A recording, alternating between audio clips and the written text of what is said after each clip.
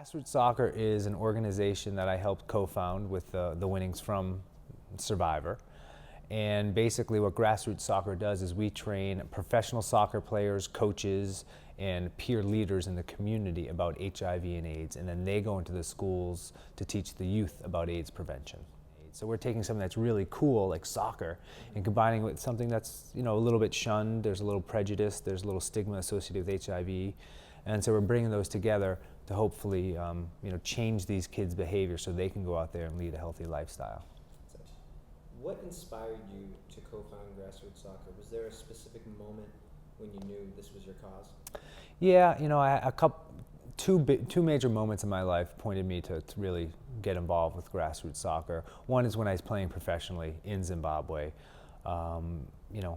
We had guys on the teams that would end up missing practice for a couple days turned into a week, and week turned into months, and they just disappeared. And later we'd found out they were sick with HIV and ended up passing away. Here, 19-year-old young, fit soccer players at the prime of their lives being taken down by the disease. And that was the first time I saw how one disease was destroying this community.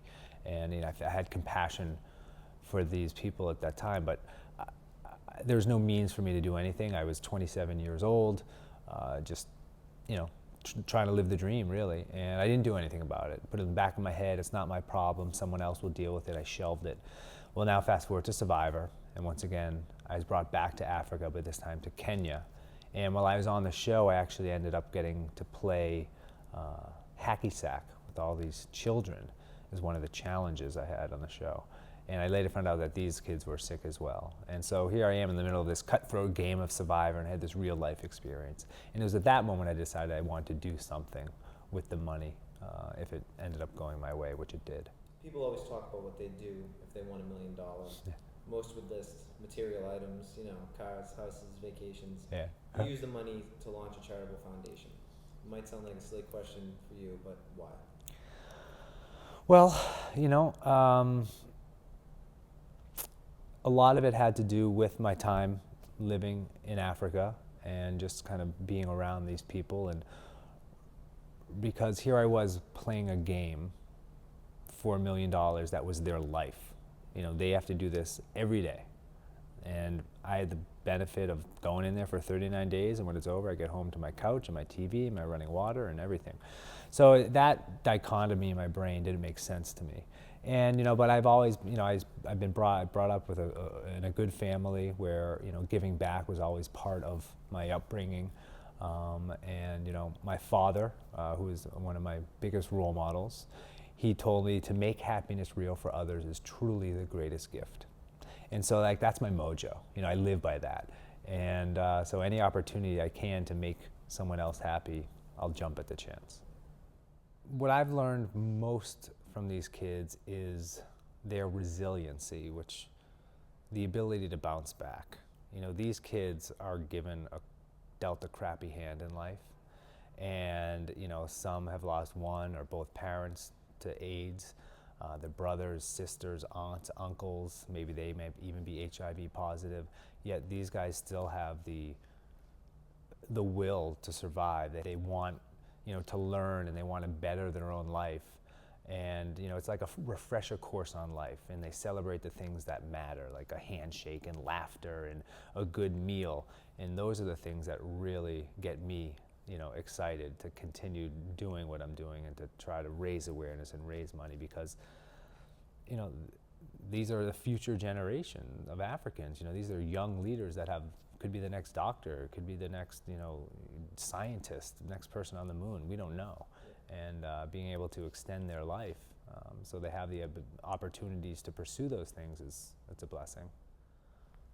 When I was diagnosed with a rare form of Hodgkin's lymphoma, the first thing that came to my mind was, I'm going to die. My only experience with cancer was death, because my father died of cancer when I was 14 years old. So really my only reference point was, this is a disease that could kill you. So obviously I panicked and flipped out and yelled and screamed, but I quickly realized that it's not the right attitude to have. modern medicine is pretty fantastic, and I had a good team of doctors and a great family and awesome girlfriend. So I quickly kind of had my moment and switched gears, and then really wanted to be empowered and really wanted to take control of my cancer and not let this cancer take control of me. So from that moment on, cancer really didn't have a chance with me. And if there's one thing that I've learned through this diagnosis is that with all our differences, old or young, thick or thin, whatever man or woman, we all share one thing in common, and we're all here on this earth for a very short time. And it's not really how or when you leave this world, it's what you do while you're here and how you make the most of it. So I was dealt this horrible crisis, and I saw this as an opportunity to help someone else. I turned the negative into the positive, and it really kind of gave me the strength to go out there, and I really felt I had the opportunity to educate and inspire other people, as I said. And obviously the fact that I'd been on television before, I think helped a little bit.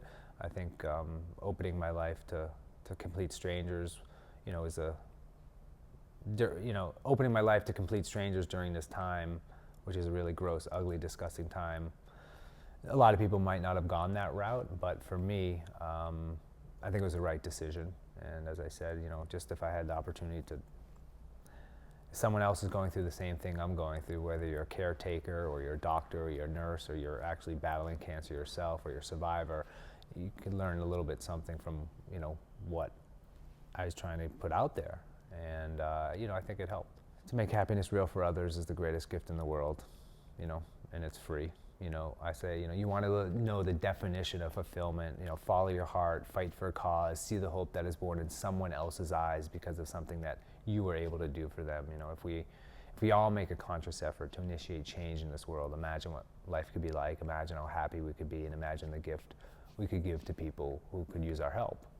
And so if I could leave that as my legacy, I'd be honored.